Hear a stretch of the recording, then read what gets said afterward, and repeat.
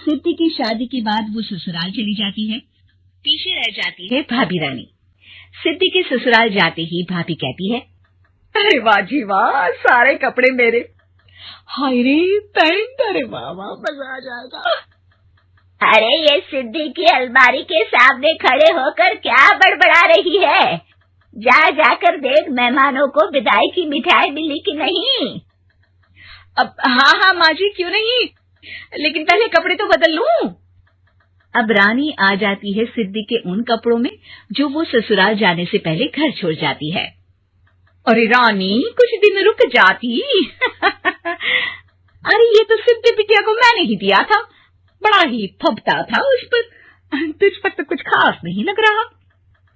अब वो ना मेरे सारे कपड़े गीले थे तो सोचा पहन लूं। वैसे भी सिद्धि को कौन सा दिन पुराने आउटडेटेड कपड़ों को पहनना है। वैसे भी ये सूट तो मैंने तभी पहना था, वैसे खास है भी नहीं ये। हाँ ठीक है, लेकिन ना मेरी सिद्धि पर तो जमता था। सारे मेहमान चले जाते हैं और सिद्धि ससुराल से मायके पहली बार आती है। अपना घर, अपना कमरा, अपनी अलमारी। ये बोलकर जैसे ही सिद्धि अलमारी खोलती है तो सामने उसके कपड़ों की जगह कुछ और ही रखा होता है। माँ, जरा कमरे में तो आना। सास और रानी वहां पहुंच जाते हैं। रानी ने पहनी होती है सिद्धि की जींस और टी शर्ट। अरे भाभी, ये क्या? ये तो मेरी बड़ी ही महंगी टी शर्ट है, इसे आपने घर में क्यों पहनी है? अरे बहुत मिलती है दीदी ये चौक की मार्केट में, 150 में। ओ भाभी प्लीज, ये एरोपोस्टल है, 2000 की एक टी शर्ट। ओह, 2000 में तो दीदी 4 साड़ी आ जाए। अब क्या बोलूं भाभी, ये मेरी अलमारी में छोटू के कपड़े, तो मेरे कपड़े कहाँ हैं? मेरी अलमारी में? अब दीदी आपको कौन से पुराने कपड़े पहनने थे? माना भाभी, लेकिन मैं जब घर आती तो यही सब पहनती ना। अरे तुम तो बड़ी कंजूस हो दीदी। खैर वक्त आता है जब सिद्धि ससुराल के लिए रवाना हो रही होती है। अरे रानी, अंदर से सिद्धि का गिफ्ट ले आ, लड़की पहली बार ससुराल से मायके आई है। रानी अंदर जाती है और एक सिंपल सी साड़ी लेकर बाहर आ जाती है। ये लीजिए माँ जी। सास बेटी को गिफ्ट देकर ससुराल भेजती है। अगले दिन रानी एक सुंदर सी साड़ी पहनकर सामने आती है। अरे रानी, ये तो वो साड़ी है जो मैंने सिद्धि को देने के लिए दी थी जब वो ससुराल ले जाती, लेकिन ये तूने कैसे पहन ली?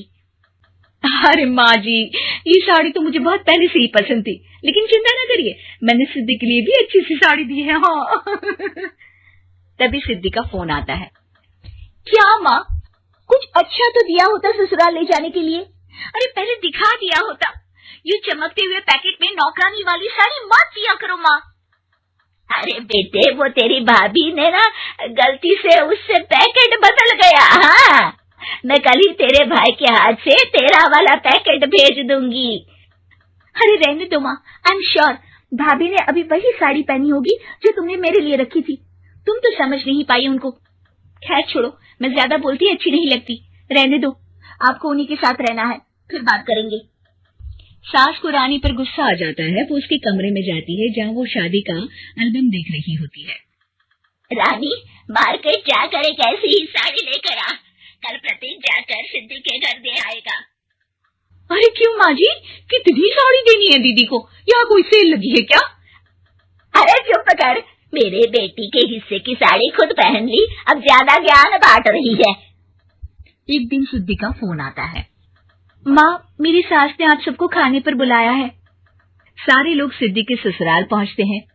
खाना खाकर वो लोग निकल रहे होते हैं कि सिद्धि की सास सभी को गिफ्ट देती है। अरे बहन जी, बेटी के घर का खाना खा लिया, यही बहुत है जो आप ऊपर से गिफ्ट भी दे रही हैं।